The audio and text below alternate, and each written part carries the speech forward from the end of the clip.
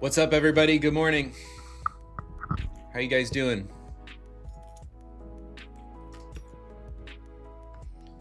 Live on Chart Fanatics today. Happy Friday. Hope you guys are doing well.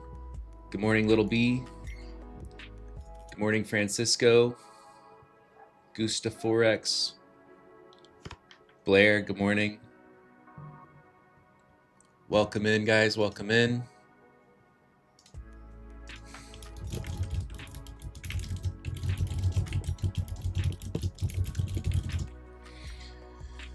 Welcome, Johnny. Fran, good morning. George, good morning. How's you guys' week been? You guys been doing good this week?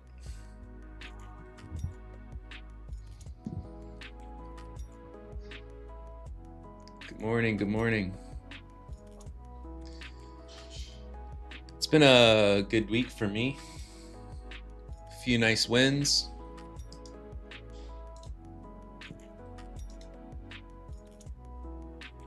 Have not had a good week. Yesterday was a rough day. I feel like I've gotten a plethora of messages from people that had a rough day yesterday, and it was a pretty choppy up and down session. Caught me off guard a little bit. I caught a couple losses yesterday, ended up catching some bigger wins, so it was still a good day. Good on my end, guys. Getting back into the swing of things for the year. Appreciate that. It's cold out there in Toronto. Oh man, I believe that. I believe that. I use Bookmap, yeah.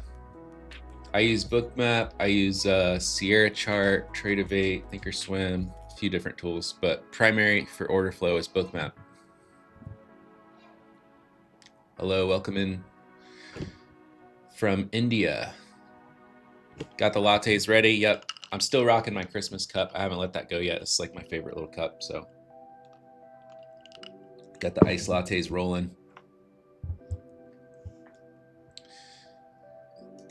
What do I think of deep charts? It looks like a great new tool. Looks like a great new tool. I have not personally used it yet. It's on my list to check out. If I had a dime for every time I get asked, I'd be very wealthy. Dude, I get asked all the time now, like daily, multiple times a day. I'm gonna check it out, and I'll post my thoughts on it.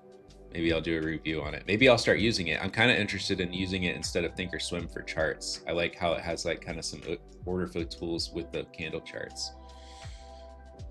I'm from Florida. It's nice and warm here. Never used ATAS. Can't, I don't even think I've seen a screenshot of it, so I can't speak to it at all. So guys, as you know, we're going to be doing account giveaways. We have discount codes here. A big thank you to our sponsors with Apex. You can get discounts as well as Funded Next. Use the codes you guys see here if you guys are interested in leveraging those prop firms, as well as TradeZella, code CF20. You can check that out. That is my favorite and most preferred data analysis tool. I feel like it's a massive understatement to call TradeZella just a journal or just like a trading journal, because it's like so much more than that to be able to do so much analysis on your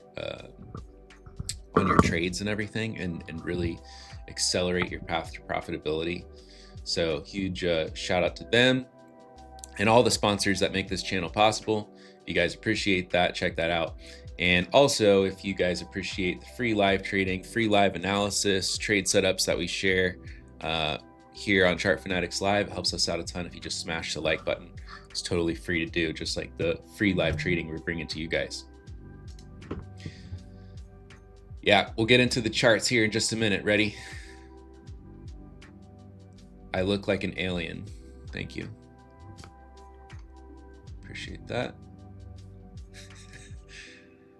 So we'll get into the charts here and we'll talk about it. I did a little bit split today. So normally I like to share my Bookmap screen. That's like my primary order flow analysis tool. That's what I use the most. However, I know a lot of people are new to that and it looks like astronomy to them or something. So I'm also putting up here just my 30-minute chart with volume profile. So let me know if you guys like that. Let me know if you guys like that. If not, then I can just go back to full screen on Bookmap as usual.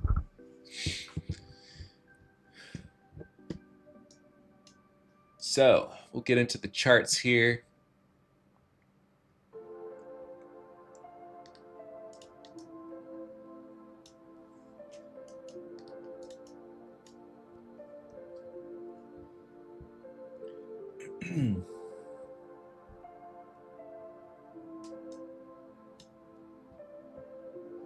Which platform? This is Sierra chart on the right side.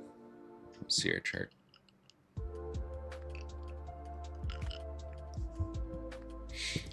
So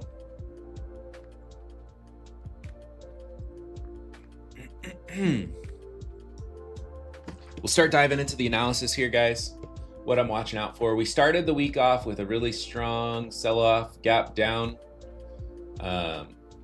all the way down to, what was that? The low 6,800s. So that last major swing low. I actually caught a really nice long swing off that earlier this week, but essentially we had the market panic sold off because of the threat of the new tariffs that came out over the fundamentals. Let me just move my chart, my Thinkorswim chart over here while I'm talking through analysis here, guys. So we had this large sell-off here to start the week, gapped down, and that was basically, you know, from my understanding, from everything that I've seen on the fundamentals side, a little bit of a panic caught the market off guard about the threat of new tariffs with Europe over the whole US acquiring Greenland stuff. But no sooner did that drop happen than that got walked back, and President Trump basically said, just kidding, no more tariffs. And so we have pretty much retraced that move back up into the gap. Now it's a little tricky here because we traded up into that gap. We haven't fully filled that gap based on the prior day close where I was looking at over here around 69.77s. This is a daily chart, by the way, just looking at the daily here on ES. So I'll type up my game plan as we talk through it, and I'll share screenshots in the Discord. So if you guys aren't aware, you can check out the Chart Fanatics Discord. I have a channel in there under the CF Live tab called Matt Owen. So I'll put the scenarios that I'm watching out for in text format there, and I'll share screenshots there throughout the session of the different things that I'm watching out for. Right. So in my opinion, we're at a little bit of a tricky location here, right? Because I'm wanting to be cautious, leaning too bearish, right? Because we had this whole panic sell-off based on the tariff news that basically got erased, and we had a very bullish run all the way back up. And prior to that, if we look at this area up here, let me just go blank here, get rid of all this stuff. I like to just kind of get rid of everything and have very little noise on my charts. So we had pretty much this area here, which bulls defended kind of relentlessly on every drop back and continued to like apply pressure towards new all-time highs. So just purely looking at the daily chart, once we rallied up here, we had like 1, 2, 3, 4, 5, 6 attempts at the market to kind of drop under these lows here, just this general area where I have this oval. And we were holding up relatively well, albeit every time we were poking new highs, all-time highs, we were rejecting back down.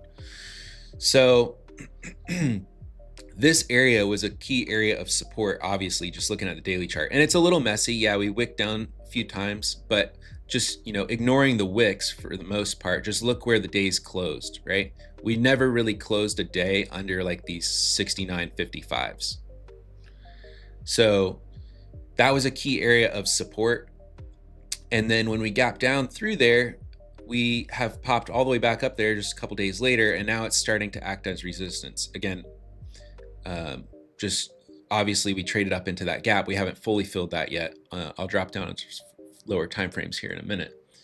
But you know, we're seeing this area act as resistance, and it's a total gap area. So this to me is like, I don't have a ton of super solid levels or location here, especially after yesterday we rallied up into that and pulled back aggressively multiple times, and then now, we're seeing a lot more weakness overnight. We went for those highs around 1 a.m. Eastern overnight, failed to break out prior day highs and rejected. We're seeing a lot of weakness here overnight, obviously.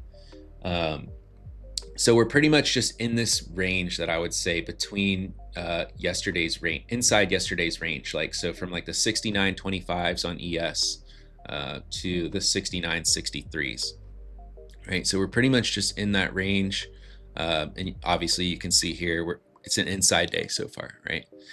We went for those highs again, didn't take them out, pulling back, and we're just trading inside the body of yesterday's candle, looking at the daily chart. Right. I'm not a big price action trader looking at candle chart patterns and stuff. I primarily trade off the order flow. I'm just looking at the stuff to give you an overall feel of where the location is at the market and how I'm viewing it, right?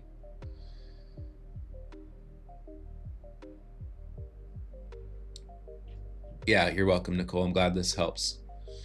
So dropping down to the 4-hour time frame here now. Again, ES futures, I primarily trade the S&P 500, a little bit of NASDAQ, but primarily the S&P. So SPY, options, and ES futures is what I trade. We can see kind of the weakness that I was talking about here. And you see this wick. At one point, we pulled all the way back down here, traded all the way back up to the highs, traded all the way back down to the lows, traded all the way back up to the highs, and all the way back down to the lows. That's why, for a lot of people, I think yesterday was very tricky. We had a lot of just up and down, and not a ton of super key levels or anything like that. So if you didn't have the discipline to sit on your hands and be very, very patient for a very good level, you may have struggled yesterday. So let me get rid of this, pull up my charts here. So some things that I'm watching out for. Obviously, we've seen pretty substantial weakness in the near term off this area a couple times now. I'm going to get more narrow into the volume profiles and stuff that I'm watching for specific trade setups here as we get closer to the market open. But I'm just still kind of going through the analysis of why I'm watching what I'm watching for today. So we had this pretty large rally yesterday. Again, we had this prior weekly low. This got broken, when we sold off. We bounced off this level, and just looking at the wick on this 4-hour, you can see at one point we rallied up really aggressively back over that weekly close, and we traded all the way back down, and then recaptured it again pretty aggressively. So this is also a pretty key area right around here. Again, without even looking at the volume profiles or anything, this is just purely just looking at how the candles formed here, is just giving me a general idea of structure and what's going on here. So these are kind of the nearest key support and resistance areas that I see.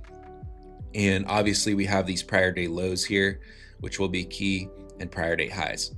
So we're kind of a little bit sandwiched between this resistance area that I talked about from the daily, which also kind of aligns with this area that we gapped under it. And then obviously we have this area where we had that prior weekly swing low. We dipped under it. We hit some, kind of another major area of demand, just going back here. So if you see this line, this is just a low that I marked. I can actually get rid of this. But this area here, just purely looking at the 4-hour, look at all that time we spent consolidating there. And then we rallied out of it pretty aggressively. So there's a lot of volume and a lot of participants built here at this point. And then, we rallied aggressively out of it. We had previously held it on pullbacks. So on that panic sell-off, no coincidence that this was a key area where there was a lot of volume built that we held, especially when it coincided with Trump basically walking back the tariff threats that initiated this whole drop. So key area of support, key area of resistance up here. All right, everybody tracking?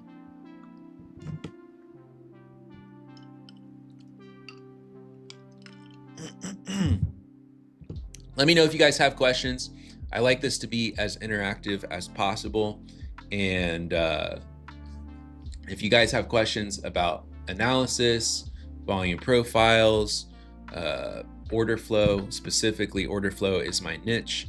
I know I'm going through just candle charts and stuff like that right now, but that's how it's important to develop very key context and locations for me. And then I use order flow to get more and more specific with my trade entries and management.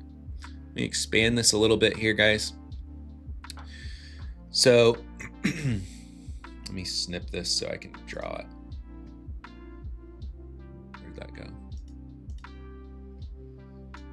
There it is. I got 6 monitors here, guys, so when I open up something, sometimes I don't even know which screen it opens up on. It's just gone. I get lost here.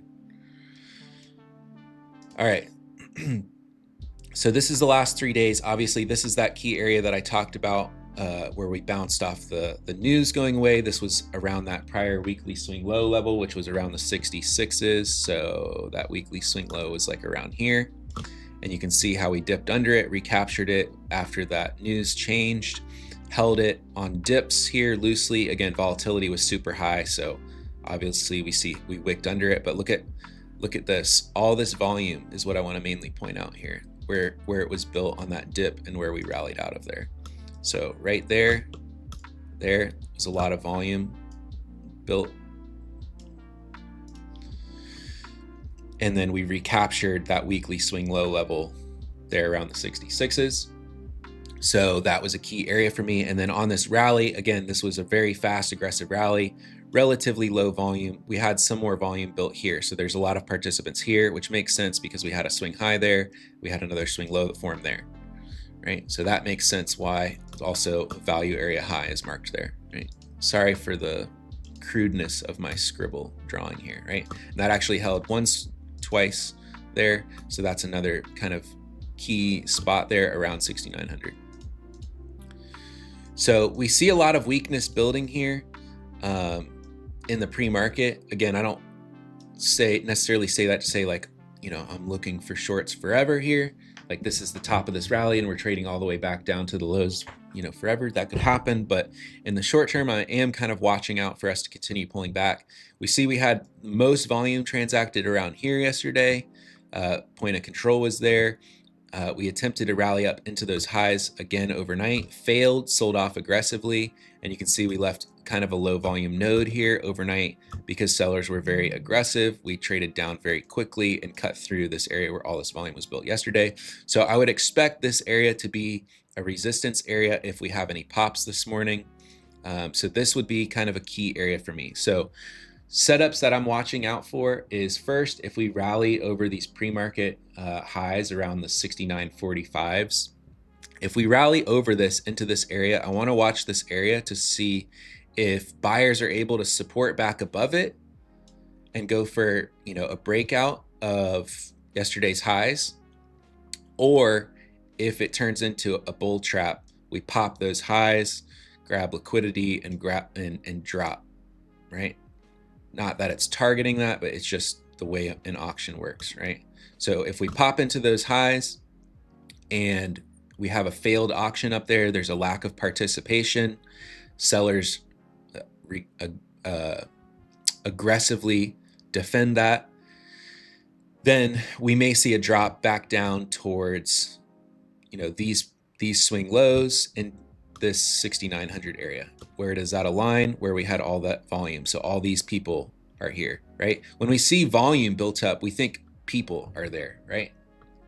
There's a lot of activity and participants there. So we would expect that if it's tested, there's going to be a reaction there because there's a lot of people placing orders there, right? So we can use that as a target or a reversal point or whatever. Now, if we continue the weakness pretty heavily that we've seen and I don't catch it short, then I will possibly watch us to see if we do drop towards this kind of key area, then I'll look to see, one, if we drop under these 6,900s and we fail to auction lower and recapture it, I may be open to targeting kind of a mean reversion back into the middle of this range that's developed here. If we don't do that and sellers kind of drop pretty heavily, pretty strongly all the way down to this key area, then I'll be just kind of sitting back and waiting for all this low volume area to be retraced down to around the top of this area, right? And this is kind of a demand area because we had a consolidation and a strong rally out of it. So the next scenario would be I would just sit back and wait and see if a drop is defended around these. This also coincides with that weekly swing low. So above 68.66 to around 76. So that's kind of like a little 10-point area that I'd be watching. Right. So those are basically some areas where I'm looking for tops, some areas for looking for bottoms. I don't really love chasing shorts to the downside, right? Because I still think the overall market sentiment is, staying bullish right now, unless something changes fundamentally. But if we do flip that strong weakness back on, I may be open to shorts if we break these lows, just targeting 6,900 to these prior lows around 69.12s.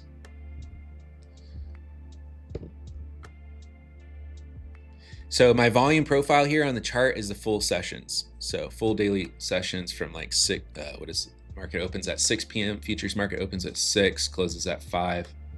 So it's the full session there, and that's a 30-minute candle chart. So I'll drop this in there. Kind of scenario one that I'm watching is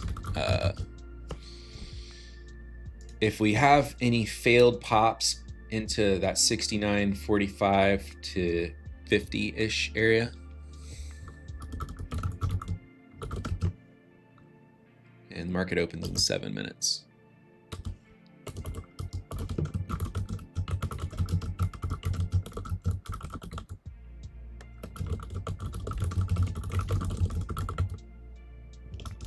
And then directly with that scenario two, if bulls show strength there around those 45 to 50s, if we do rally up there and bulls show a lot of strength, then I may be open to longing pullbacks targeting a break of prior day highs. So into the 69.70s, potentially a gap fill.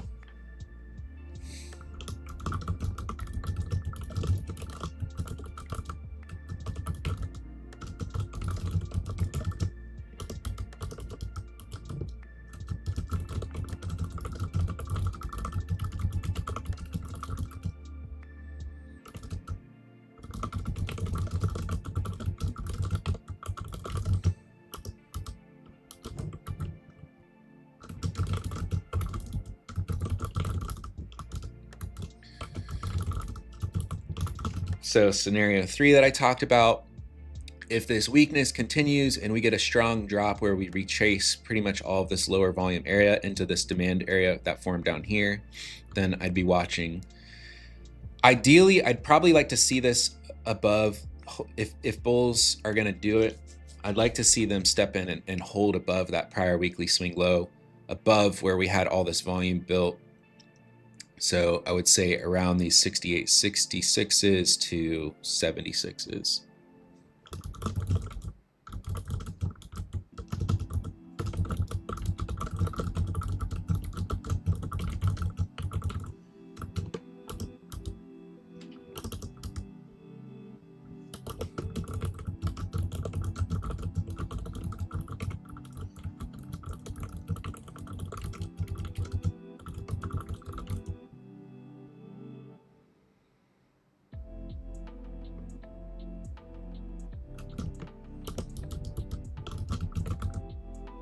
And I say ish because I'm a little bit flexible there based on how the auction develops, where I see key information develop on the order flow and stuff. All right, so that's in the Chart Fanatics Discord there. There's different things that I'm watching. Yes, good point. We have news coming out at 9:45 a.m. Pull that up here. So just looking at my economic calendar here, we have services PMI news coming out at 9:45, and then we have the Michigan inflation expectations coming out around 10 a.m. So we got to watch out for that. and manufacturing PMI, service PMI and manufacturing PMI at 9:45. So 9:45 is a bigger one, in my opinion, to watch out for. And then we also have potentially more volatility at 10 a.m. So just need to be mindful of that. Watch out for that. Don't let that get us caught off guard. Good stuff, good stuff.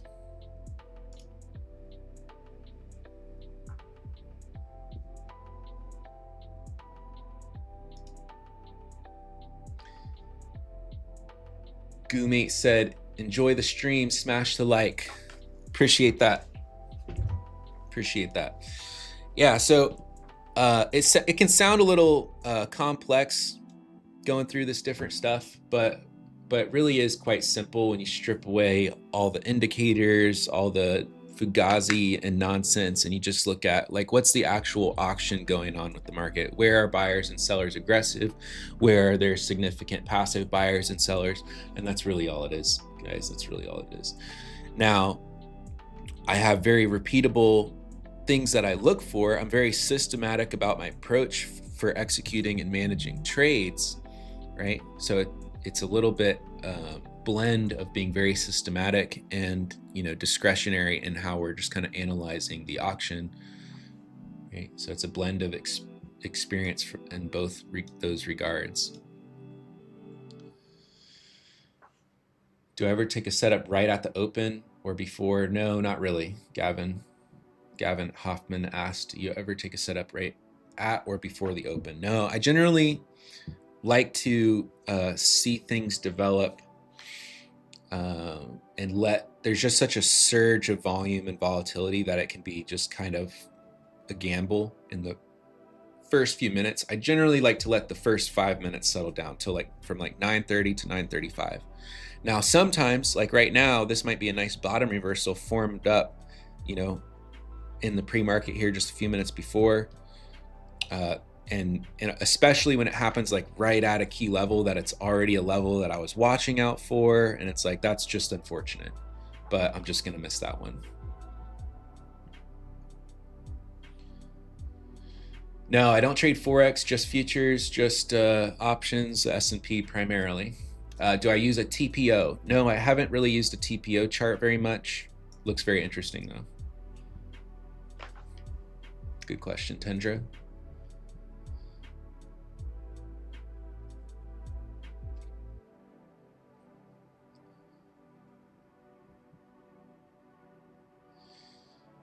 Yeah, news at 9:45.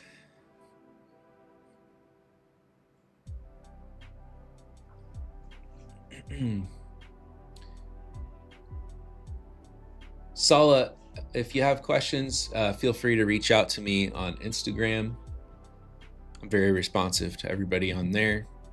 That's the best way to get a hold of me if you'd like to DM me there for questions, or in Discord. So here's the opening bell, guys. We're kind of getting a pop up there, so we're going to watch and see what develops on this pop.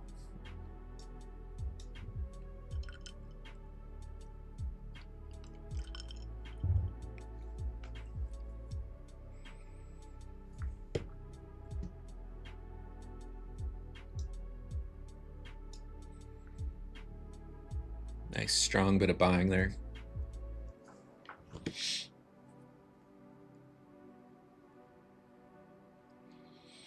Again, if I don't see anything really key, I think this is important to bear in mind today, right? If I don't see anything really key and we just continue to like build volume up and down here, like look at this, guys. This is where we're at overall, right? So if we just kind of mess around here on a Friday, then I'm probably not looking to take any trades. So we'll very much see what develops here. We just got to pop into those 40s, but I really want to see, you know, some key stuff develop. And if we just kind of float around, chop around, kind of build volume, right? I like to see volume profiles that look like this, and I like to see volume profiles that look like this to, you know, find high quality levels in areas. But if we just kind of build like a block of volume like that, and the price is just kind of chopping up, chopping down, chopping up, chopping down, and it's just Not ideal. So that's what I'm watching out for.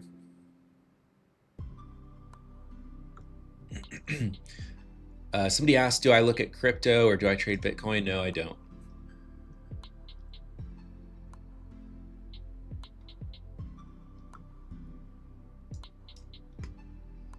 Take a look around. Sometimes I do, not sometimes, I do pull up my charts to have a look around and look at NQ, ES, VX, volatility index, and SPY.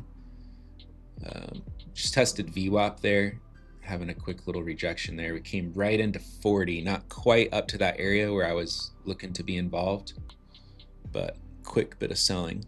VWAP is anchored on my book map. That's a little bit different than like just the regular VWAP that I'm looking at over here. So I look at both. I have this anchored VWAP on bookmap, and then I have another VWAP. Again, I don't take trades off any kind of indicators like that. It's just kind of tools to be aware of the context of like where the market's at.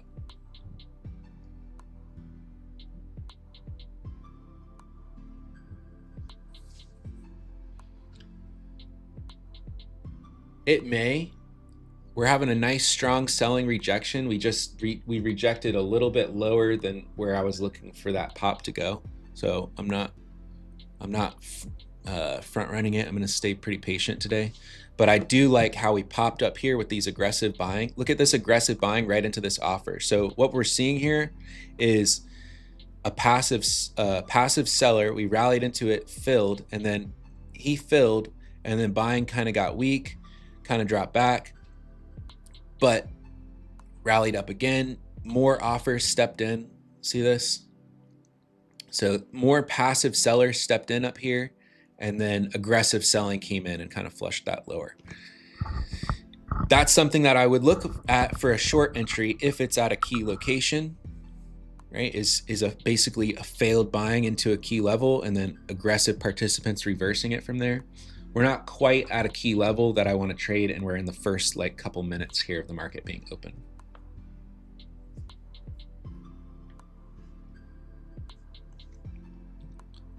But I do like that as far as the short side. And that's kind of like what this is, you know, and I don't know if this drop will last forever. Again, we're not really trading at a super key level or anything like that, but just purely in terms of order flow, this is something that I like to see, which is large aggressive buying into a key area that pretty much got stuffed, right? Like passive sellers absorbed, right? Everybody likes that word. Passive sellers absorbed all of this aggressive buying, and then buying got weaker. So these bubbles are showing the delta, right? So the difference between buyers and sellers, right? So a ton, and we got to think, if there's a large delta of aggressive buyers up here and price doesn't go any higher, what happened there? Obviously, aggressive buyers can't buy from no one. They have to be buying from a passive seller, right? So there was large passive sellers here, and then to further confirm that, we saw aggressive selling start to come in, right? So think about the people involved here, right? A lot of people are like, yeah, the market's rallying, we're buying, and then price just froze, and they're like, oh shoot. And then aggressive selling starts to come in. You can, you know, if you just bought aggressively up here and then immediately this happens, you're sweating, right? You're like, oh crap, no, shoot. And we can see, you know, everybody else, right, that saw the market rallying late, they're like, oh yeah, buying again. But right, see how the delta is smaller this time, right? So now there was less people buying, right? And now maybe these guys up here that just bought, now they see it popping and they're like, oh crap, this is my chance to, you know, get out. So now they're selling, right? So now we have these guys that want to aggressively sell. We have these guys that are passively selling up here. And then we have these guys that were aggressively buying at the highs that are like, look, crap, I'm trapped. Let me just go ahead and take this off. And now they got to sell, right? Do you see how all of those people are pointing towards sells? So we see trap buyers, aggressive selling starting to step in, weaker buying pop, which is going to trigger more people to sell, right? That were already trapped right from the get-go. And then as soon as any bit of aggressive selling comes in, then the market has a very easy time sweeping back lower.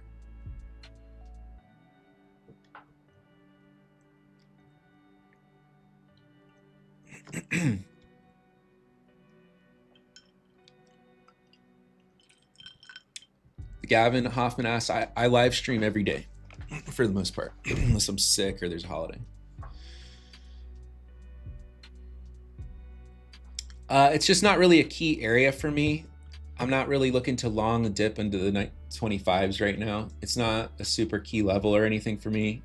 I'm just illustrating like what happened in the auction here. That doesn't necessarily mean it's at a key location where I want to take a trade. Even though I do see it developing, I see the weakness, I see the selling, right?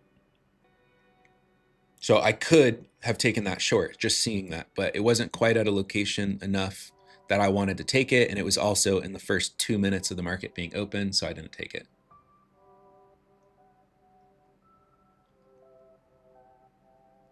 But you see the reaction here based on what happened there in the auction. And now you kind of understand why that happened, why we're selling back, just purely seeing it on the order flow and understanding what happened in the auction there.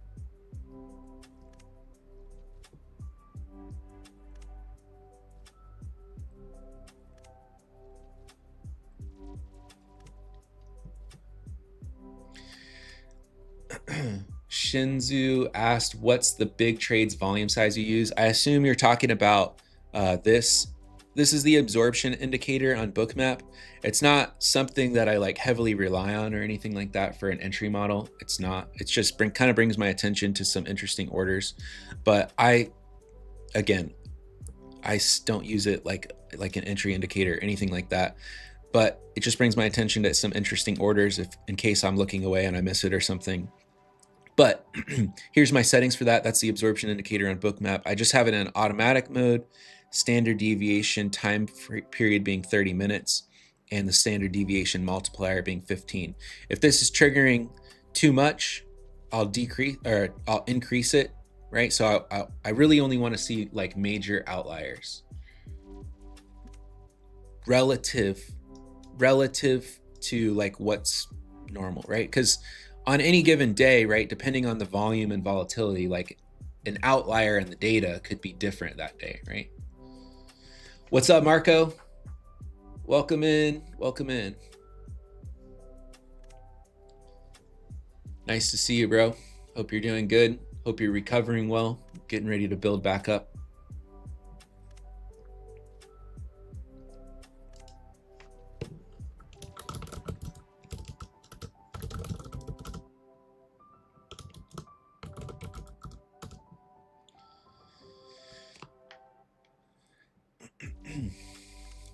Smash the like. Appreciate that, Marco.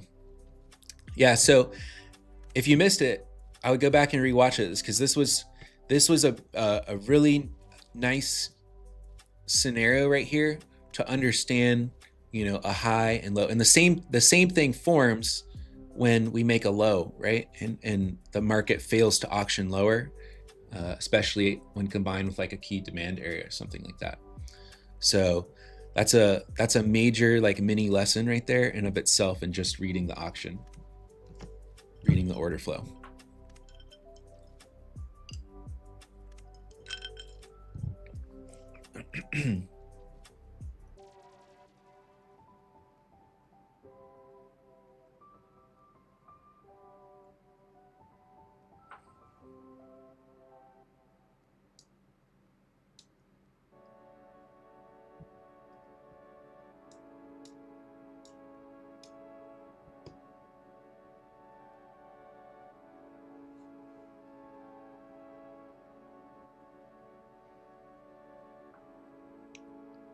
What are we thinking today? Inside day so far, so I'm trying not to think too much. I'm not trying to think too much. I'm trying to just kind of let things develop here. We're building a lot of volume here, just looking at my 30-minute chart over here, between these like 69.40s and 25s. So pretty solid balance range here. It's actually developing between kind of this value area high and low. Still looking kind of heavy because we continue to make lower highs.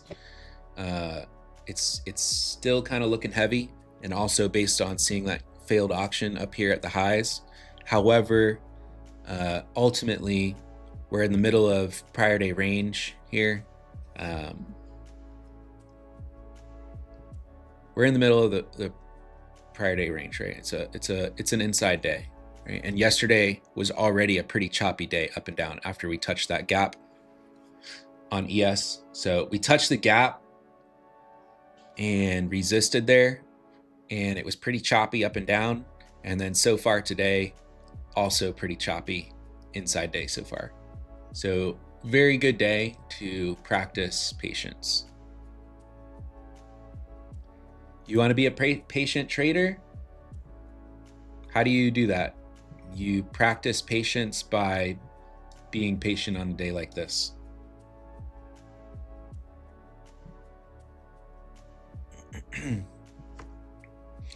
And look at this, guys. So just looking at this balance range, right?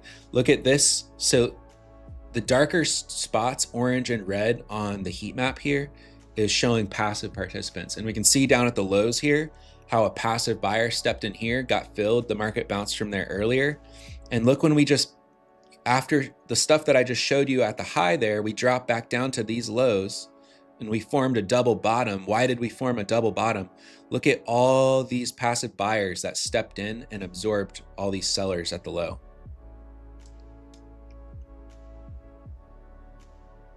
See it?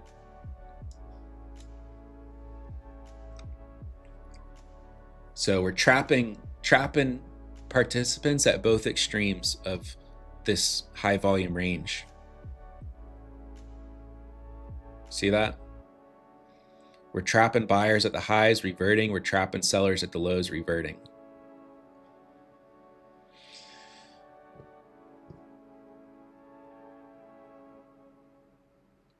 Now, that can be a trade plan. Sometimes that will be my trade plan, is looking for mean reversions, right? You see, when this type of scenario develops, the best quality thing to do is look for those failures at the extremes and just target reversions back to kind of the middle of the range, right?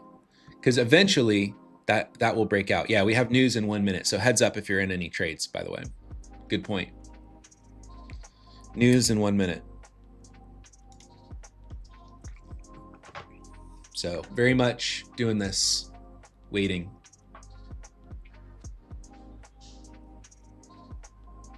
Sala FX, how do you use previous day value area high, value area low, point of control to determine trade or sentiment of the market? I don't really have any like hard rules on that, right? I don't have like I use this and I look for this to hold above this value area high or low or whatever. It really just kind of depends on the overall structure in the market, the overall context that's going on. Kind of how you guys saw me go through analysis this morning. That was a quick mini crash course on like, okay, what are the fundamentals going on? What's the overall direction and sentiment in the market? What are the key levels of supply and demand, support and resistance? Where's the volume built up, right? All of that. And then I start formulating a specific trade plan about where I'm going to watch the market auction with the order flow to possibly take a trade.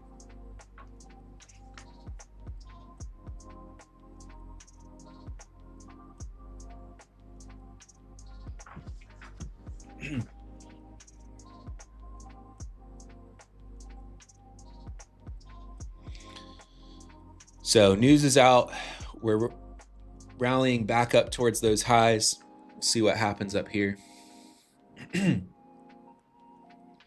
We do have giveaways as well, guys. So if you guys want to do the giveaways coming up in the stream, make sure to smash the like button.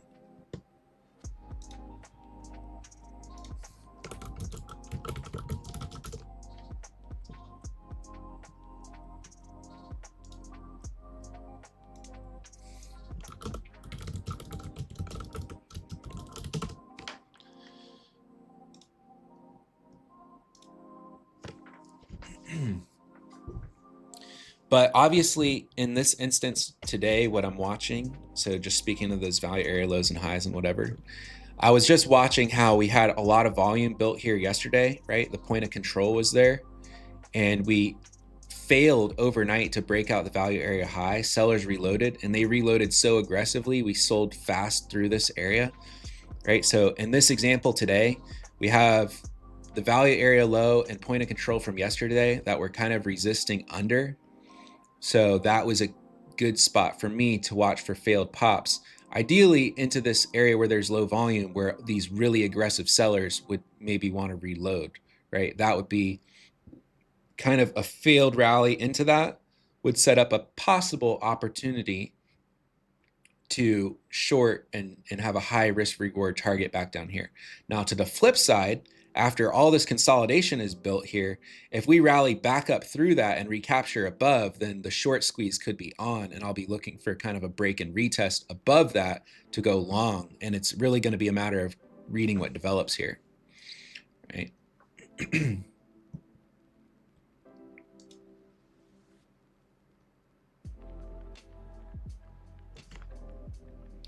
But right now we're continuing to see just a brutal up and down in this volume range.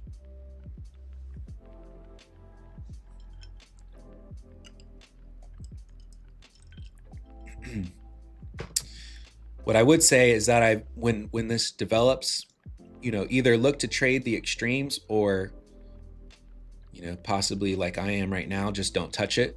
I would definitely caution getting involved in the middle, anywhere in the middle. Highly likely to get chopped up.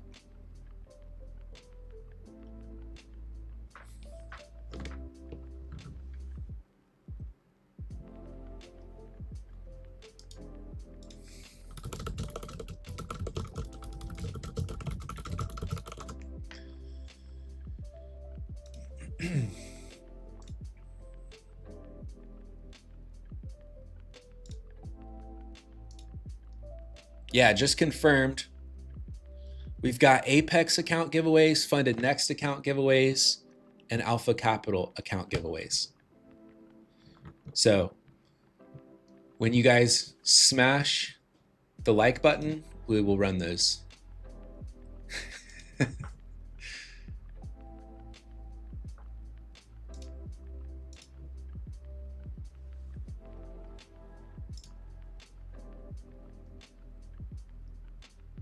See, we're at 90 likes right now.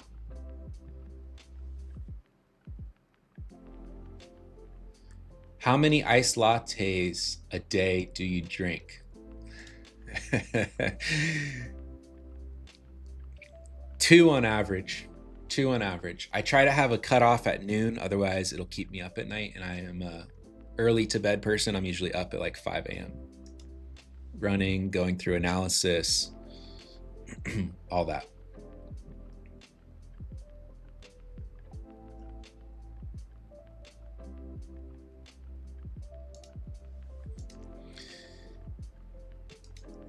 Marco, appreciate that. Marco smashed the like, guys. If Marco did it, if you want to be cool like Marco, smash the like button. How many iced lattes is Marco on today?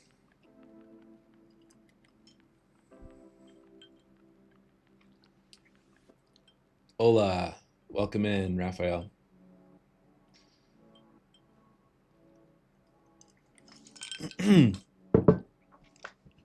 So we're exercising tactical patience right now, guys. Tactical patience. If you're unfamiliar with that term, Google it. Actually, let's throw it on screen. This will be fun, right? If you guys aren't aware, I was in the Marine Corps, so that was something I always think about.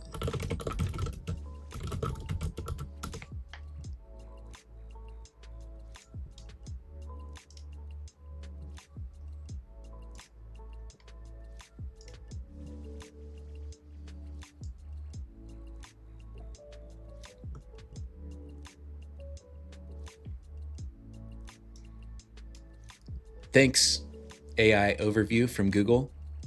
Tactical patience is the disciplined practice of delaying decisions during chaotic high-stakes situation to allow the tactical picture to develop, ensuring optimal timing for action.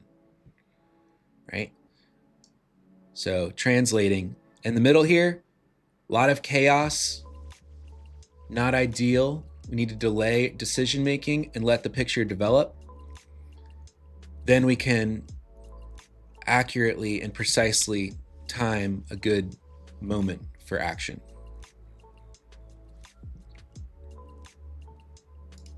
Let's drop that in the Discord for you guys to review. Chart Fanatics Discord here, Matt Owen channel. There's a screenshot if you'd like it.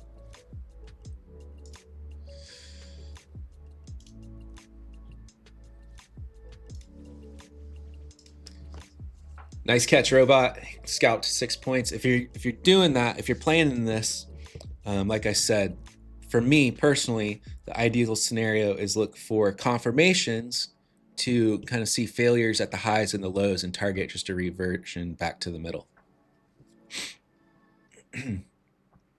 I do think this is continuing to look pretty weak here to me in the short term, but who knows? We have more news coming out in 8 minutes at 10 a.m., guys. It's a Friday. We've kind of already had a big up and down, or rather down and up move this week. So we may just see a lot of people are just kind of exhausted, right? Burned out from this week being so down and up. And now we're just kind of holding inside. So wouldn't be totally surprising to see everybody just kind of exhausted and sitting out here on a Friday at the end of the week. And they're like, nah, let me just go grab a beer. Let me not trade in an inside range on a Friday after we already had a large down and up move. That makes sense. So if that's the case, then we'll do the same and just not do anything, or at least me, I'll not do anything in the middle of the range. Gavin Hoffman, how are you able to stay so patient and not get FOMO? I've paid the price enough times. I've touched the stove enough times that I know it's hot.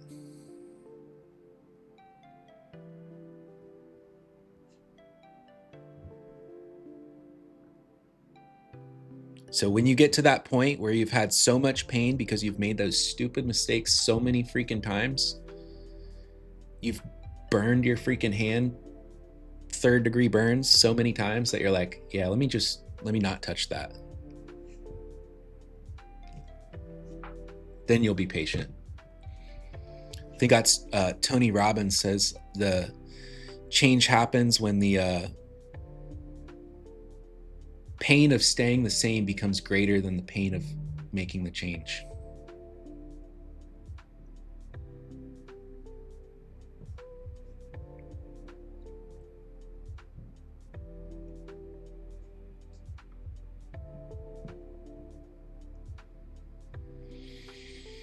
What would be the best indicator to look at volume or trade based on volume? The only things that I look at is volume profiles, the actual volume. I don't look at indicators. I'll keep an eye on VWAP, which is the volume weighted average price, but I don't like enter or execute trades around that per se. But it may be something that I bear in mind for context, kind of who's in control above or below. And it's something that I may know other people maybe react around. So maybe if it coincides with something that I'm seeing for an entry model on the order flow, then I'll maybe use it as an entry. Or if it coincides with something that I'm looking to target, I'll maybe keep my eye on that as a target. I use footprint charts the same time I use Bookmap, which is all day, every day. There are different ways of analyzing things with both.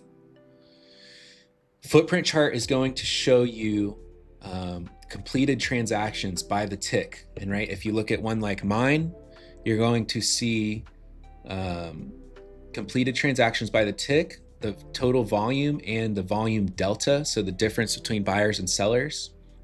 You see a visual representation of that here on Bookmap with the bubbles, but we're also seeing more information with the depth of market. And I also, typically I have this pulled up here, which is my depth of market.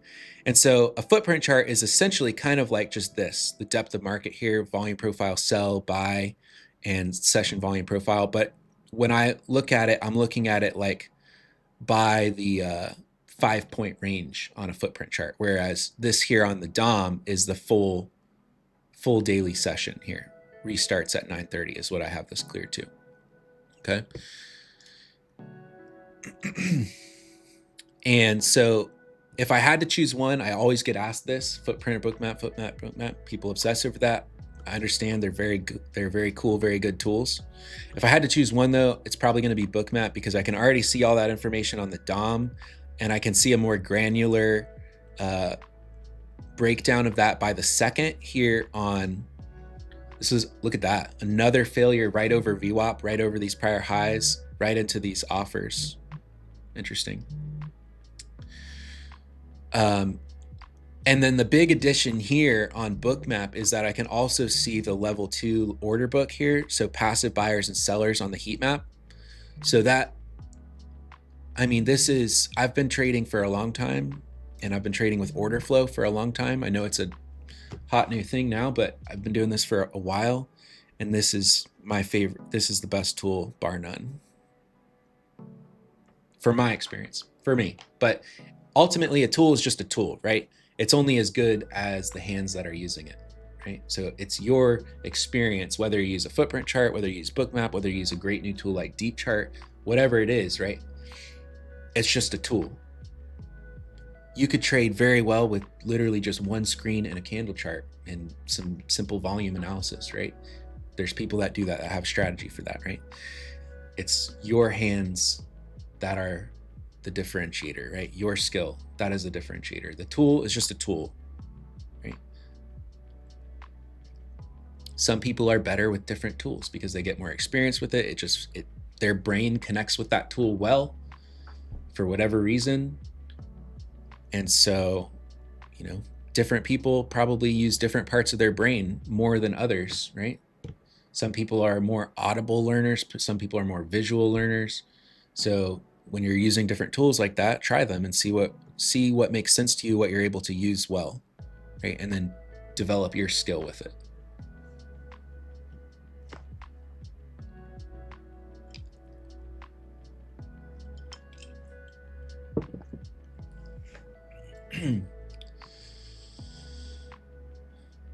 All right, guys, let me check. If we're smashing the likes, we will run some giveaways. Like I said, we got multiple accounts to give away today. 125. Can we break 140? I'm going to auction the likes here. Those are rookie numbers, guys. If you appreciate this in-depth order flow analysis, the trade setups that I share for free on here, and all the high quality traders that trade here on Chart Fanatics Live, it helps us out a ton if you smash the like. And as a thank you for doing that, we will run some account giveaways here. Again, we've got, let me just verify. We've got Apex, Funded Next, Alpha Capital accounts. I'll let you guys know how to enter.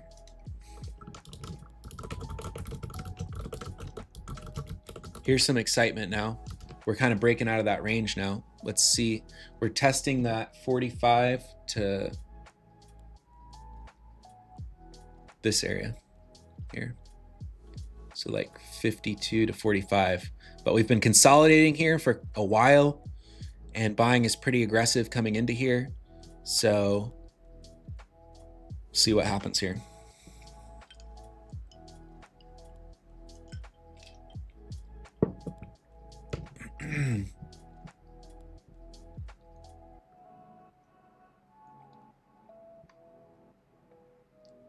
Oh yeah, the news came out at 10 a.m. Good call, good call.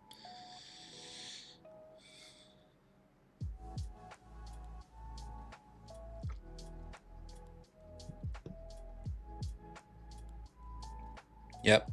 News came out and we saw that surge of aggressive buying here on the news. Still seeing offers sitting up here, so.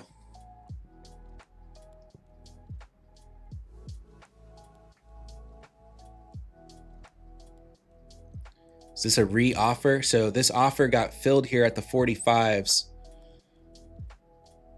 Another offer popping up there. That's interesting.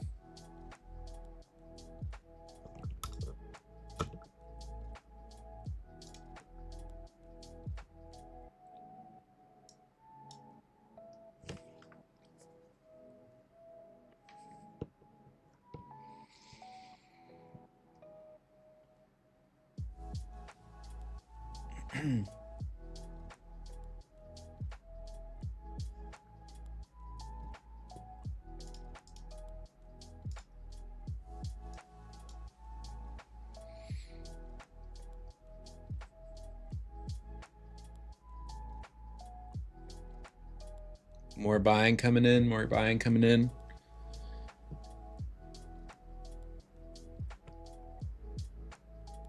Kind of hitting that offer again.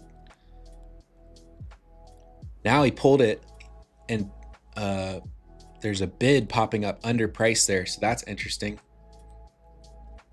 Did you see that? So this seller pulled the order and then put a passive buy order under price here. That was interesting. Some interesting activity going on right here, guys. There's some interesting stuff going on here.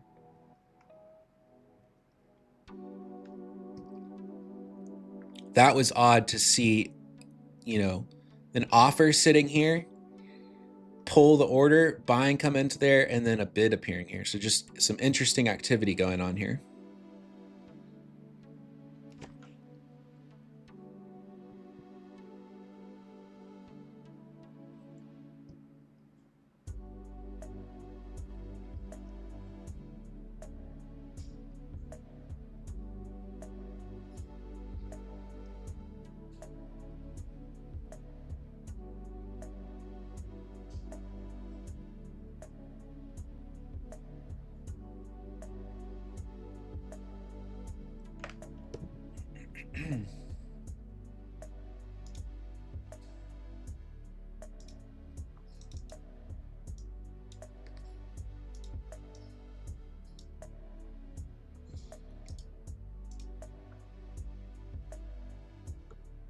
Watching this closely to see what develops here, guys.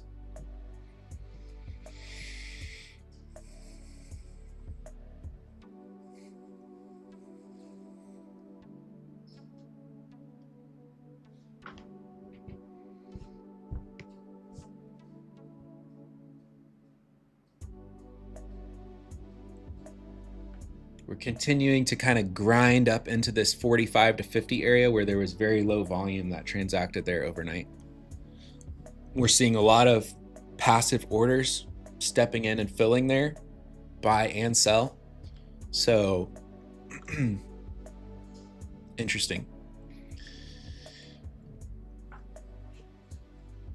140 smashed. Let's go. Great job, guys. So as a thank you for doing that, let's go ahead and run the giveaways. So enter one time and one time only in the chat. If you do more than once, you will not be qualified. You got to be fast here, guys. So we're going to open and close it. Let me give the, let me get the name thing together here.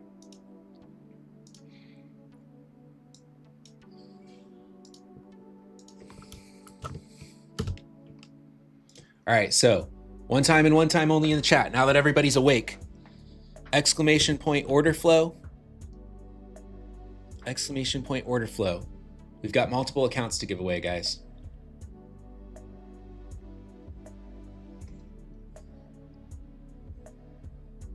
So still seeing some interesting activity up here in this 45 to 50 range. And I kind of like how some sellers are starting to step in now. We'll see what happens here. Some larger aggressive selling hit at like the 46s, but not quite enough that I'm doing much yet.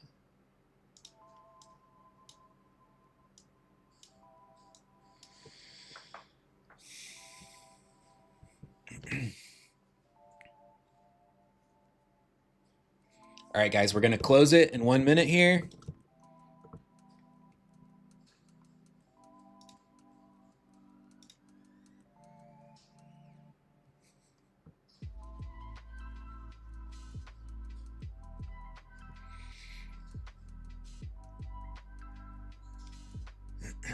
Nice, nice. All right, let's close it, Anthony.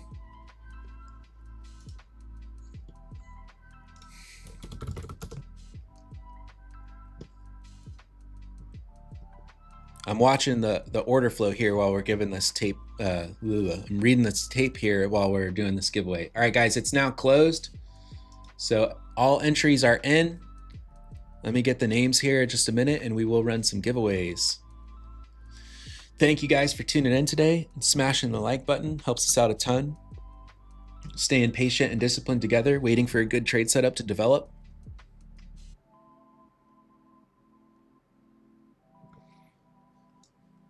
I'm still looking at, we're filling in this lower volume area from overnight. Buyers are still buying aggressively up into here, but we're flirting right around the point of control from yesterday, right around that 45 up to around 52 here is kind of the top of that low volume area. So interesting level. Continuing to watch this. Some more kind of offers appearing up here.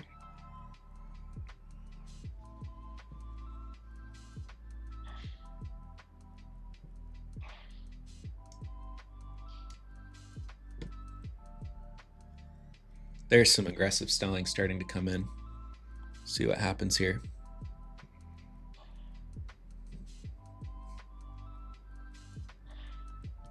Let me get the list here, guys. Sorry, I'm watching this closely here while we're also trying to run this giveaway.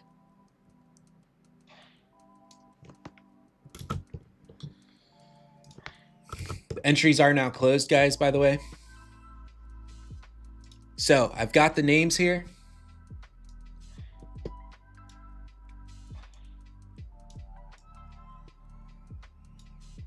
You guys ready to run it?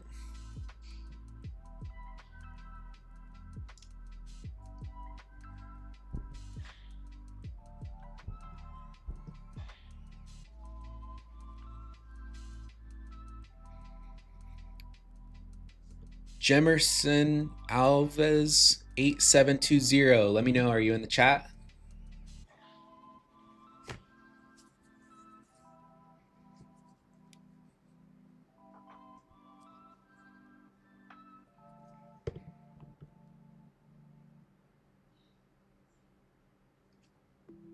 Congratulations. Let me know if you're here. There he is. Congratulations. I like how the selling pressure is kind of coming in here, guys. Kind of back under that 45-ish area. We're just missing a little bit of aggression from sellers, but it looks like the buying has really fizzled out here. I kind of like how it's building for a possible kind of quick drop back here.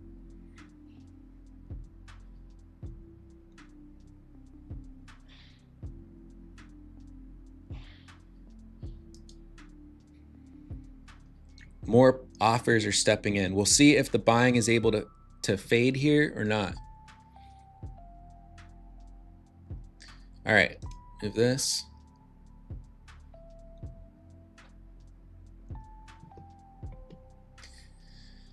You'll have to head over to the Chart Fanatics Discord to claim that.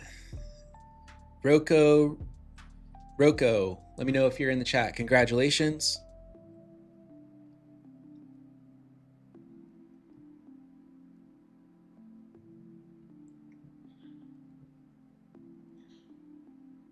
There he is. Congratulations, Rocco.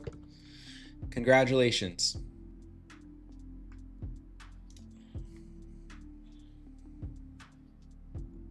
So in order to claim this, guys, you'll have to head over to the Chart Fanatics Discord and go to the giveaways tab. And under the giveaways tab, follow the instructions there to go ahead and claim that. We've got one more.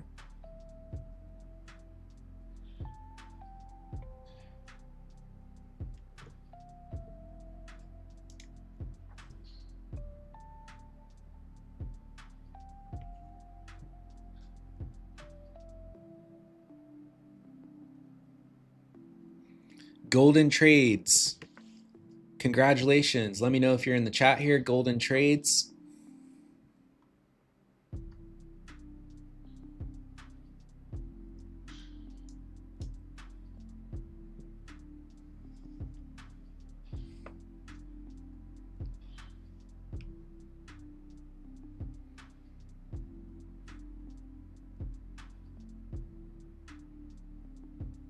There he is.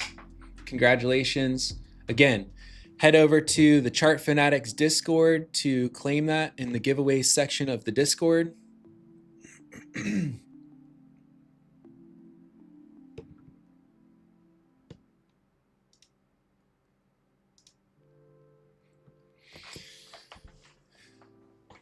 And that's where you can claim it.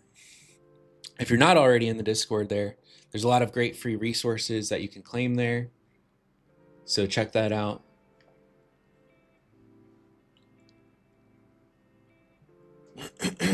There's a lot of, there's a lot of good resources there, discount codes that you can use, and things like that.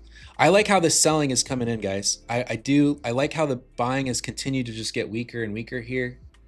We're just missing some aggressive selling. If sellers kind of aggressively hit here, we could trigger a drop back to the middle of this higher volume range here.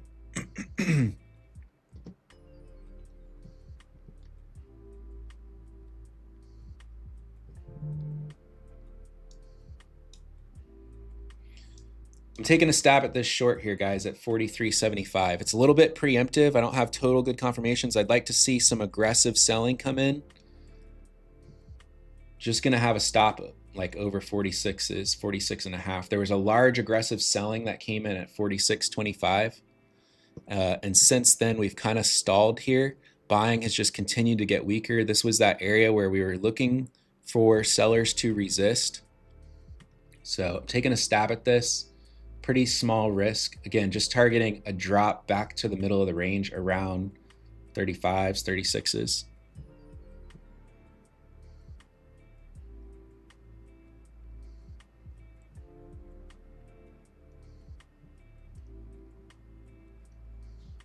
I like this heavy selling coming in. Probably trail break even now.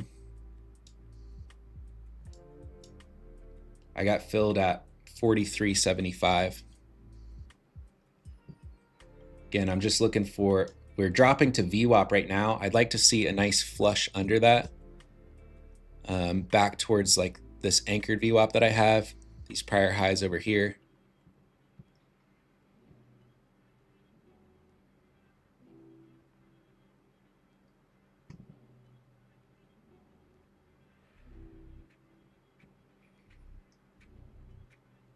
Around 35, 36 would be a good like middle of the range target here.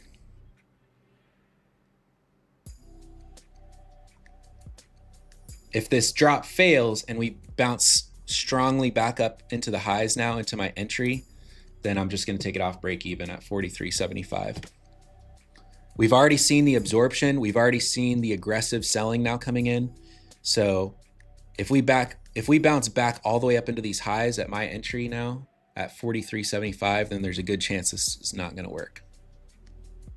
So I'm not going to hold it for a loss at this point.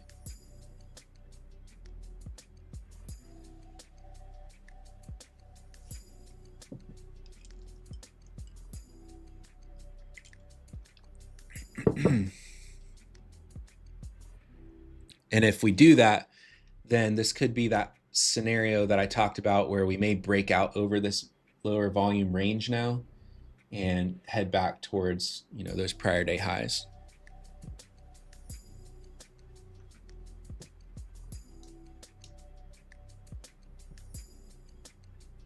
A lot of aggressive buying stepping back in here now. Don't love that. I'm not going to touch it, but I have a hard stop at break even at 43.75. Yep, I'm out.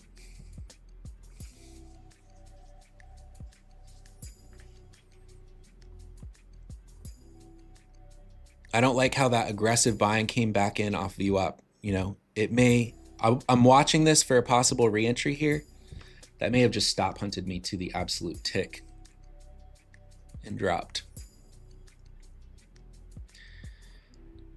Not really a stop hunt. I don't really believe in that, but it may have just got me out to the tick there. I was already up like 5 or 6 points with that aggressive selling. Came all the way back up on me, got me out, break even to the absolute tick. Hate to see that. If it does pop back up into here and I see more strong offers appear, this is what I'm talking about, guys.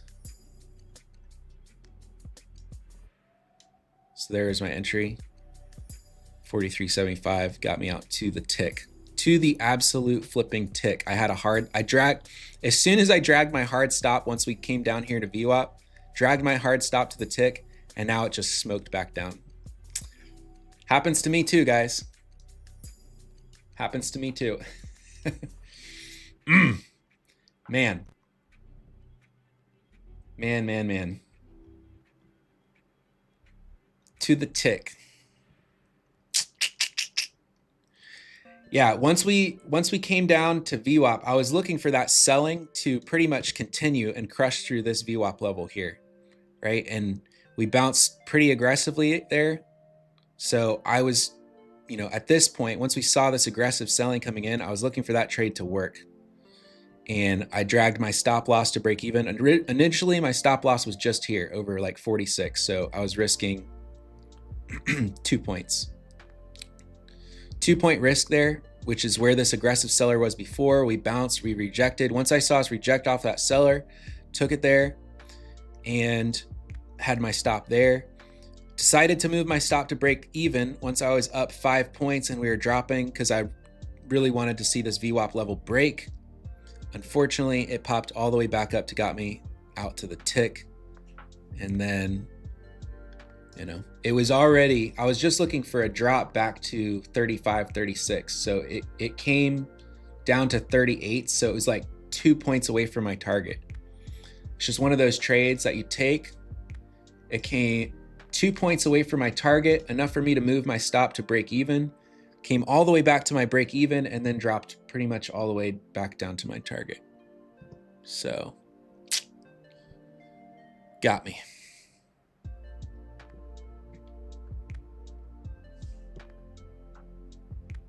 It's all good. It's all good. On to the next one. But the setup was nice. So the setup was, you see this low volume area here that I talked about all morning. I was looking for kind of a failed rally up into those like 45s to 50s to look for a short setup to target a drop back to the middle here. Unfortunately, I took that one off the chin there. Now it's going to hit my target without me.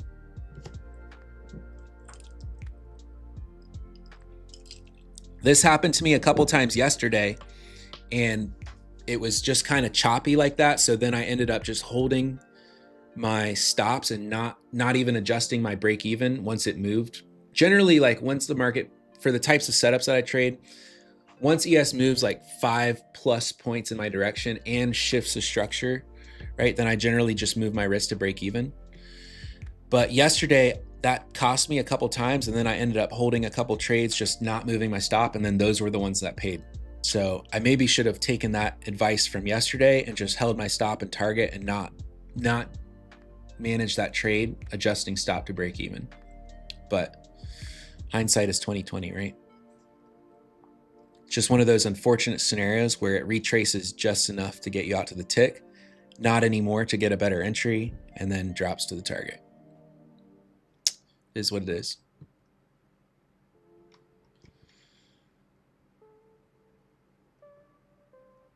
Yeah, so I was getting in with very little risk up here as I saw this building. So what I saw was,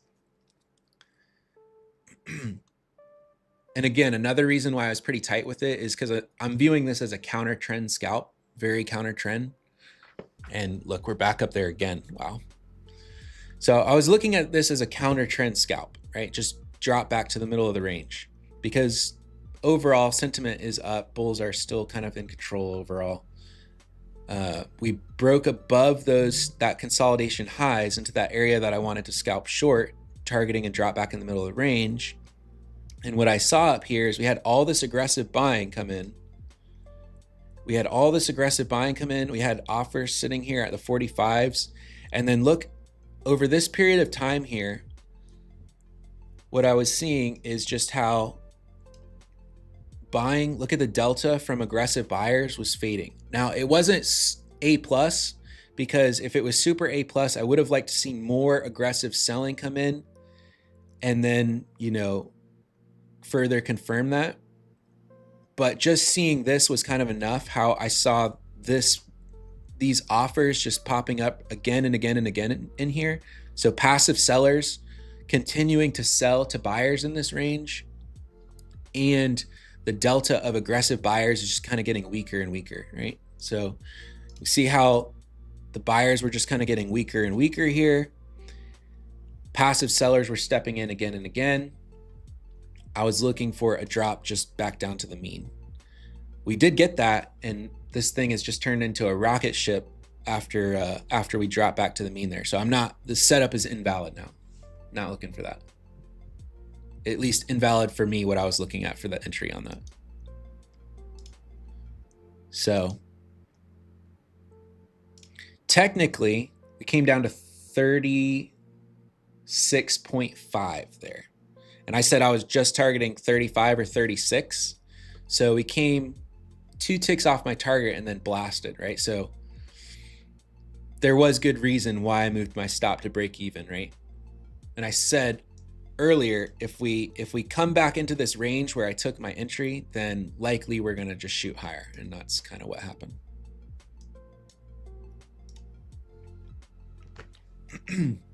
That's all right.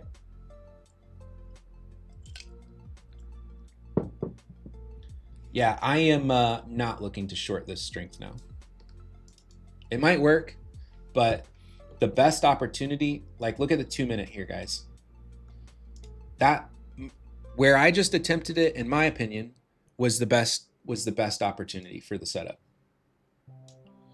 Right now, seeing this massive aggressive buying coming in again into this, that's not the move. I'm not looking for that now. And just look at the 2 minute chart here, guys.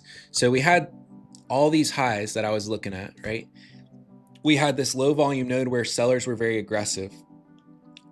I was looking to capture it here, right? That's where I caught it. Once that failed and we rejected back down, that's where I was looking to catch it, just targeting a middle, right? Back around that key level as well from the gap.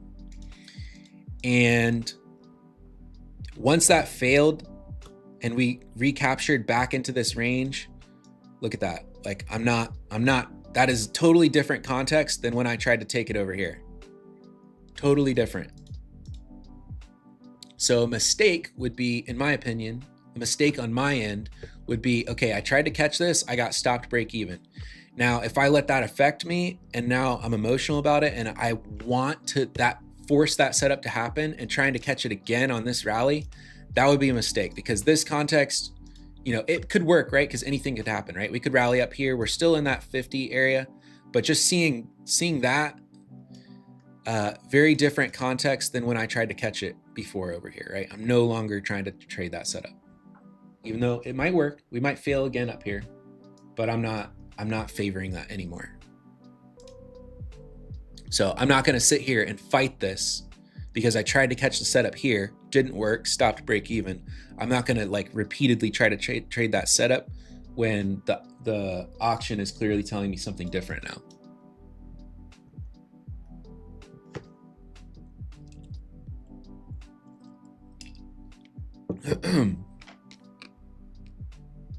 Yeah.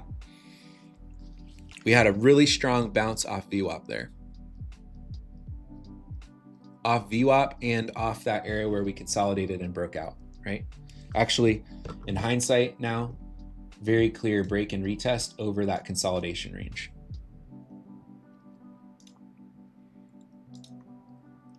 Look at this. So we had this consolidation range here this morning. Again, look at where all the volume is built. We just had that pullback into that right here. And that also aligned with VWAP right there. And we just blasted off that, right? So I was not surprised to see this, and that's why this area was just my target for this setup, right? That the reason this was my target was because this was an area the market could bounce, right? Now, unfortunately, I stopped out of this break even and I missed this setup, right? So I'm 0 for 1, right? And missed another setup. It's okay. It's just how it goes sometimes.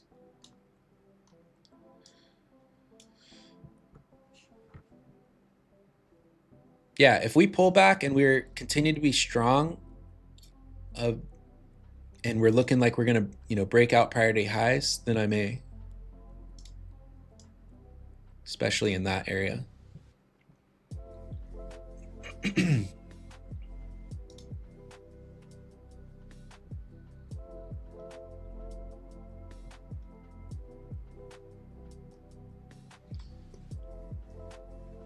NQ is leading.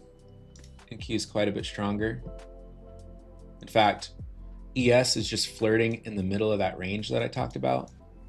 So here's a good visual. Let me pull up both here. I'll show you guys what I'm watching out.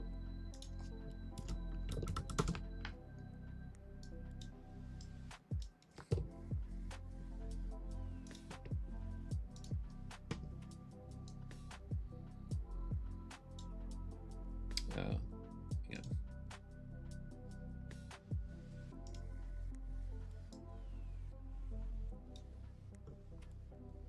So here's ES and NQ. NQ already over prior day highs up there. ES still in the middle of this range where we had these two key levels and built all this volume consolidating in here. So ES is still in the middle of that range, right? And that makes sense why I was kind of looking for shorts here, because ES is kind of relatively weaker than NQ. NQ just went all the way to take out those highs. This may still work. We just flushed out those highs again, and we're dropping back with some heavier selling again.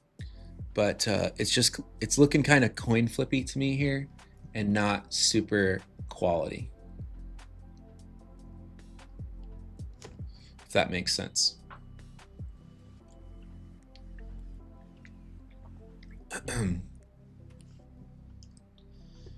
If NQ maintains strength over the highs, right? If NQ maintains strength over like 25,722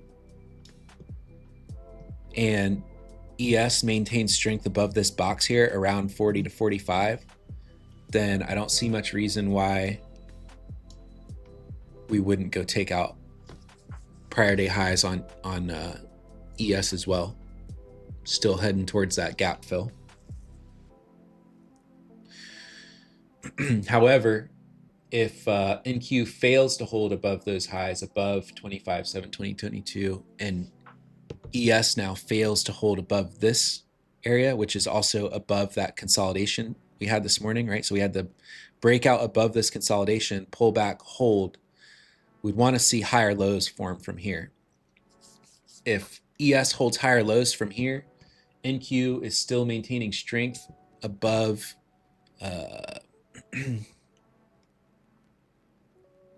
above those highs, then I don't see much in the way for ES to also go take out the 6960s into 70s.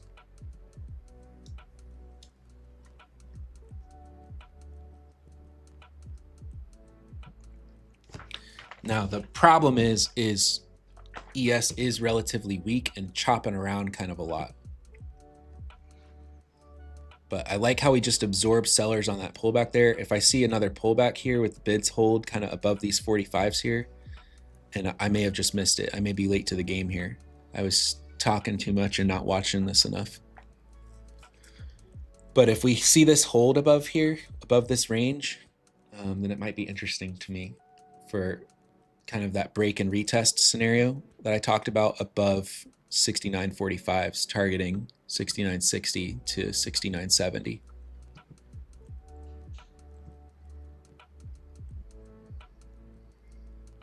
Yeah, we already ran the giveaways, and the way to do it is when I give the keyword for the giveaways, you enter that in the chat, and then we ran the giveaways a few minutes ago.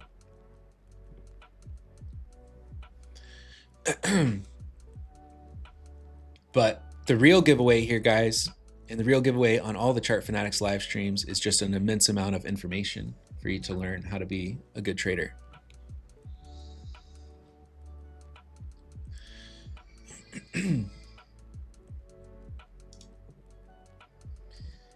Any other questions this morning, you guys, from the analysis, the game plans, setups, order flow?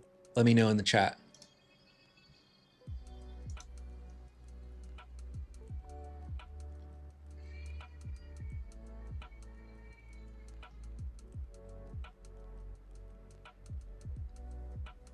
Did you guys see kind of how I had a game plan one way or the other in this area, this kind of key area that I saw between like 45 and 50, right? Sure, this looked like a better opportunity here, took it, but also, you know, if we then turn choppy, or if we then turn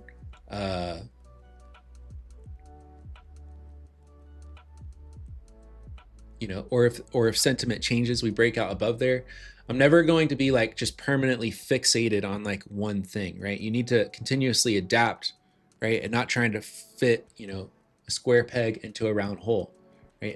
If conditions change, if the context changes, we need to adapt and not like, you know, be one of those people that is so fixated on a setup they continue to like try it again and again and again on a day that trends against them, and they just lose and lose and lose.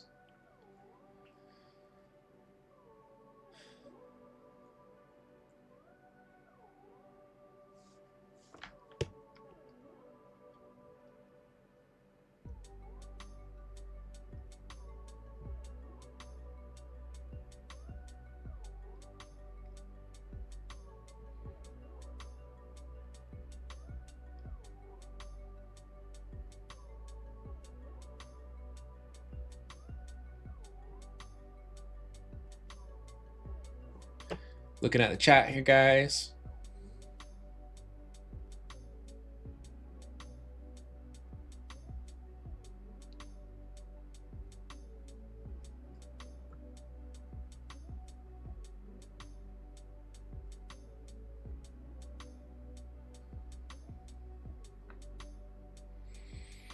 Bulls are kind of continuing to hold here, but I'll be honest, it's kind of slow. See, this bid got filled at 69.46 and held there again. So passive buyer stepped in here again on this pullback and continued to hold. Just not ideal how it's just kind of grinding without a lot of momentum, and it's getting kind of late in the morning here. Overall, NQ was the move today, right? NQ is freaking ripping. NQ was the move. ES, kind of lackluster action, if I'm being honest. Cumulative volume delta. Yeah, sure. It's down here. I don't look at that too much, to be honest with you. This is just the cumulative volume delta on the daily session. If there's a major divergence, then I'll pay a lot more attention to it. Like if you know, I see a ton of aggressive buying and the market's kind of moving down overall, or vice versa, right? That just shows me like, wow, there's a massive amount of aggressive participants, but passive participants are really holding their own, right? So if there's like a massive divergence, then as far as like, you know, if we break a high and stuff, and then, you know, or a low, and I see a different, just an interesting divergence where there's a ton of aggressive participants, but a lack of continuation in that direction, that is telling.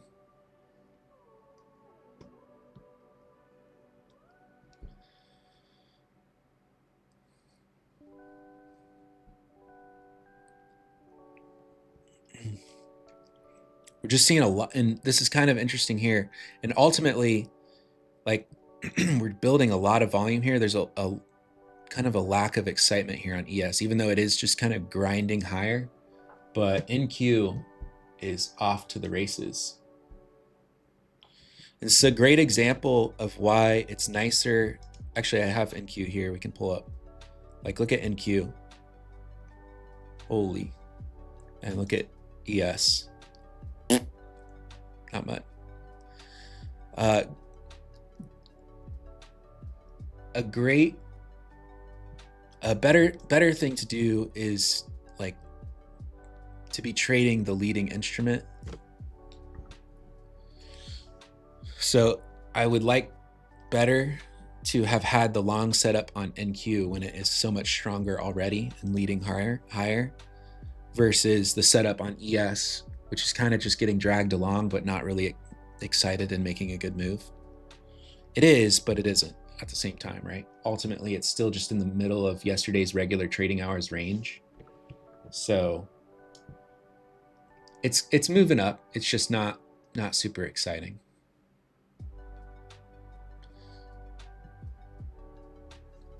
Personally, not really looking for sellers on NQ. We can take a look at NQ. I'm not really trying to catch a top on that.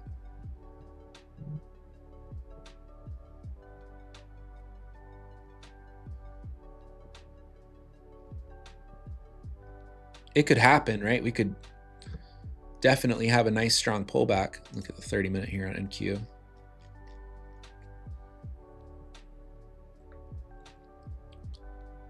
And actually, if we did pull back, that's kind of a nice area. Those prior day highs, low volume node on the breakout of them. Like look at this lower, not a super clean low volume node actually, but just a lower volume area where buyers were really aggressive. If this is a strong uptrending breakout day and we retest these prior highs and bulls defend it pretty strongly there, where is that? That's interesting. Like around 25.720 to 25.740, like 20-point range there, 20 to 40. Interesting. What's on the order flow there? There's 40. There's, yeah, so all that aggressive buying right there. We had this little bit of consolidation there. So if we kind of pull back and hold above there on NQ, aligns with kind of the breakout of those prior day highs. Interesting.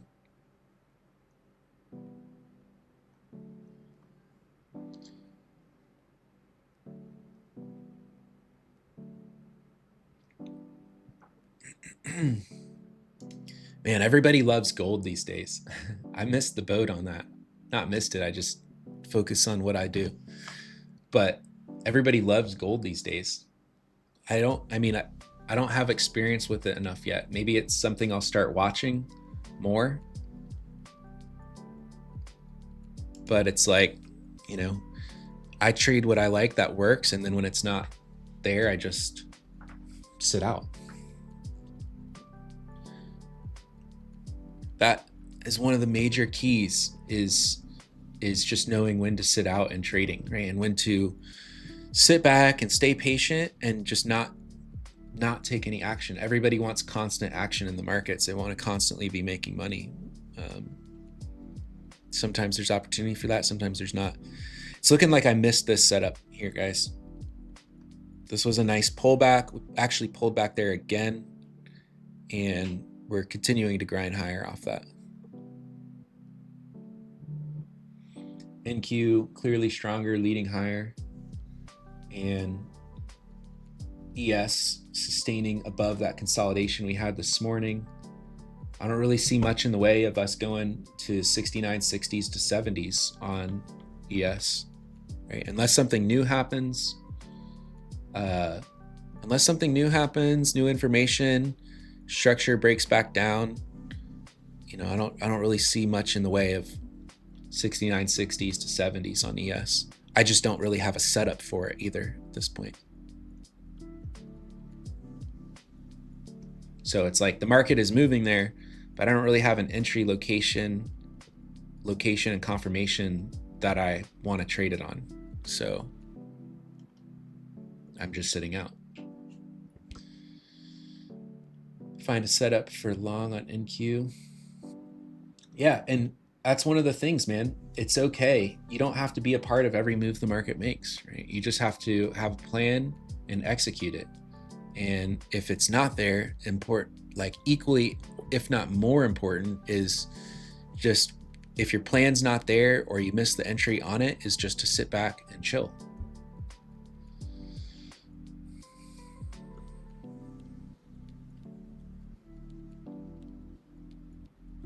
But a lot of people can't do that, and that's one of the hardest things, right? Most people just hurt themselves in this game.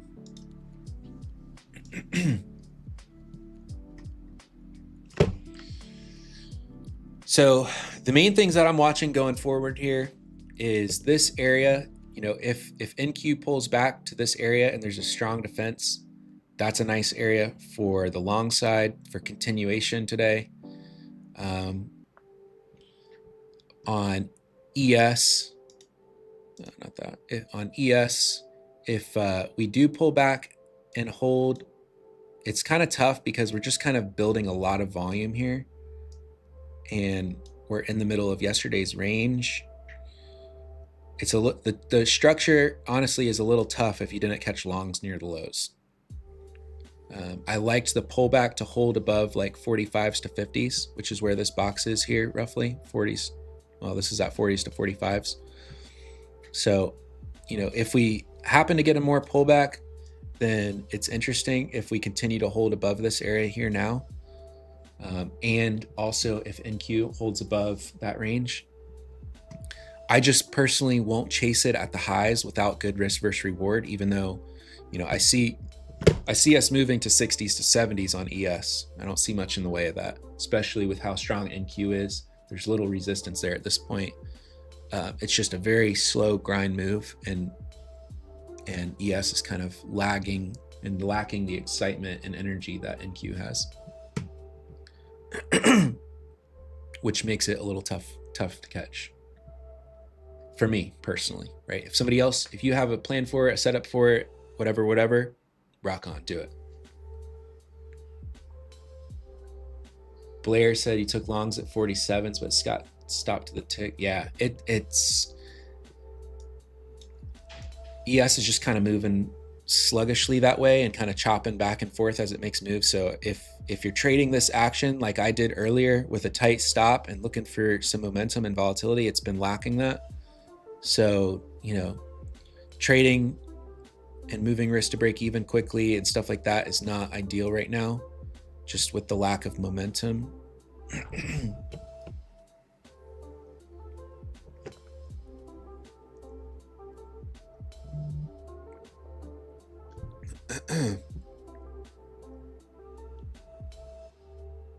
Took a partial, why not? Nice. Sala, for intraday, just looking at volume profiles and stuff, I like 15-minute and 30 minutes. Find whatever you like, whatever works for you. Nothing wrong with that. I just like, it's just a good time frame, 15-minute or 30-minute, to just kind of see the structure that develops and volume profile.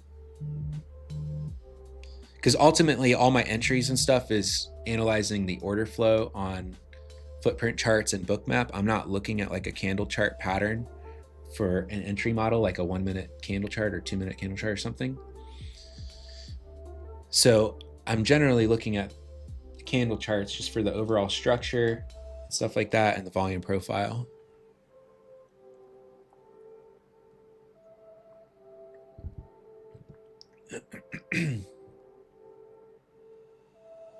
Yeah, it feels like I'm trading pre-market. It's just a grind, dude. Especially on a Friday, getting later and later into the day, right? Maybe this thing just slow grinds, and then in the afternoon it just takes off, right? That's a possibility. But, you know, it's a little tough right now. But I am just kind of just sitting back admiring NQ, like, man, I wish I was looking at that for the long setup this morning, not ES, but NQ is just ripping, and ES is being silly, slow. What is the time frame on bookmap? There's not really any specific time frame. I can zoom in and out to view this as granularly as I want. You can see the time spacing here on the bottom. If I zoom all the way in like this is between these vertical bars is like 30-second time intervals, and it's just kind of the real-time orders coming in, and the bubbles are the delta between buyers and sellers. So, and then on the heat map that. So I, generally speaking, like I'll look at, this is like a 5-minute interval here. between like 15-minute, if I'm just kind of sitting back, zooming out, 30-minute here interval. So I'm constantly adjusting throughout the day, and if I hover over price, I can expand it up and down to see how, you know, granularly I want to see the price by the tick over here, up and down. But generally, I'm around 5 to 2 minute, 1 minute, depends. I'm a lot more laser focused when I'm looking at an entry. And it's just something you have to get experience with for yourself watching. But generally, if I'm looking for an entry, I'm going to be looking closer, like maybe around 2 minute, 30 second. Today, price is moving so slow on this thing that I kind of have to almost zoom out to like the 5 to kind of get a decent view. Also, I guess I normally have this on full screen and it's like half my screen right now. So that's kind of changing my view here a little bit, what I'm used to seeing. But to answer your question, there's no specific time frame. It can be as granular or zoomed out as I want. It's just the real-time order flow as it comes in. It's not like a candle bar where it's like it opens here and it closes here in this time period, and there's the open, there's a high, right? It's not like an open, high, low, close bar.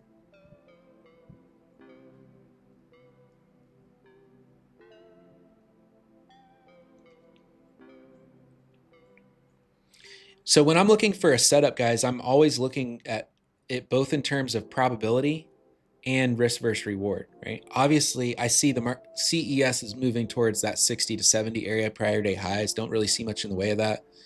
I just don't see a good risk versus reward setup at this point for me to be involved with it. So for me to take a trade, I need a good setup, both in terms of quality, probability, and good risk versus reward, where I can manage risk and have, you know, a high risk versus reward trade. I focus more on risk versus reward than win rate. So in this instance, like, yeah, the market's moving up. I just don't see a good opportunity, at least on my end, for my trade setups with a level and risk management and everything with a high risk versus reward for me to be involved with it. And it may go squeeze up over the 60s to 70s. It may go all the way to the gap fill into the 77s. And that's it.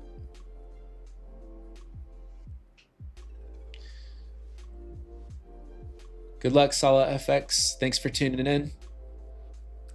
Yeah, so the main things that I'm watching out for is, like I said, those pullbacks on, if we it seems like no pullbacks allowed right now, but if there's any pullbacks to come on NQ or ES kind of in this zone down here, NQ at that area where it broke prior day highs. But otherwise, you know, it's just kind of going, and I'm just kind of sitting out. It is what it is today. I already had a good week, so no, don't need to chase anything. I'm not trying to force something that's just not in the cards.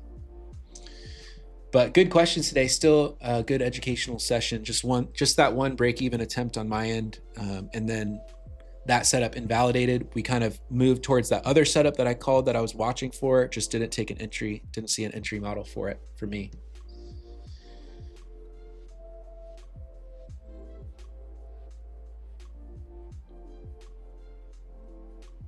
Caught ES long off the 47s, holding into the 65s. Banger. SMB Financial.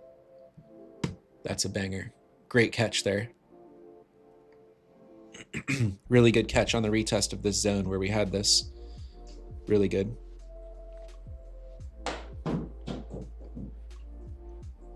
Really good. Iced lattes. The lifeblood of the trader. All right, guys. I think that's going to be a wrap for me. I'm going to enjoy my Friday. We're kind of just grinding up here. Don't really see a setup for me unless we get one of those pullbacks that I talked about. Thanks for tuning into the stream today. Hope you guys learned something, and hopefully you found some solid value in it. Again, if you guys want to stay in touch and you have any questions or anything like that, best way to reach me is just send me a DM on Instagram. Again, appreciate you guys tuning in to learn something. And I'll see you guys. I'm here on Fridays on Chart Fanatics Live. Thanks, everybody.